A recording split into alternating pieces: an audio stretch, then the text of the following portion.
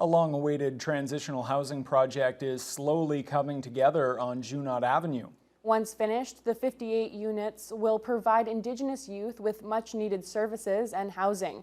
The completion date is now expected to be in early 2026, and those involved with the facility say they're excited to see it open.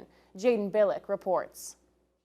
Construction is getting closer to completion on the Ontario Aboriginal Housing Services 58-unit pod-style building.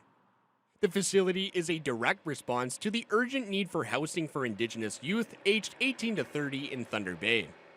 Director of Housing for the local Indigenous Friendship Center, Katie Bordelin, says this location will soon provide needed services and programming for youth to connect with their culture and find stability.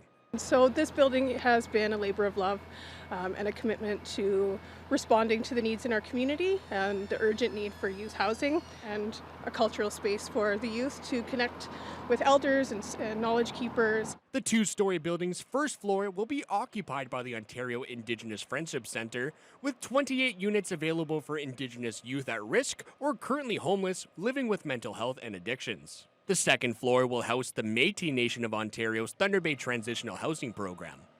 Manager Jackie Reynard says those 30 units will provide caring spaces for 30 individuals in a more independent, bachelor-style living situation. The participants will have kitchens, a bedroom, and part of them is being here during stage 2 is also participating in program, making sure that they are meeting the goals that they have identified when they were joining our programs.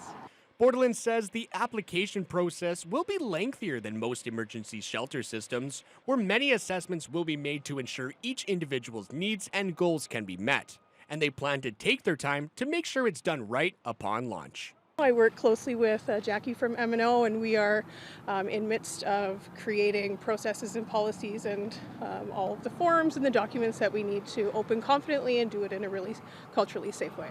Being able to work alongside with Katie in the programming and the planning and having the vision of making this very successful for our Indigenous youth, that has been quite the honor to be able to work with as well. Although there are no concrete deadlines as to when the facility will be fully finished, Bordelin says participants could start moving in as early as next spring. We are hopeful for a construction date completion to be done in March, where we will then get our occupancy permit, and then we're asking for a couple months of stabilization to get staff trained, to get the building furnished, and to start slowly moving participants into the unit. Jaden Billick, TBT News.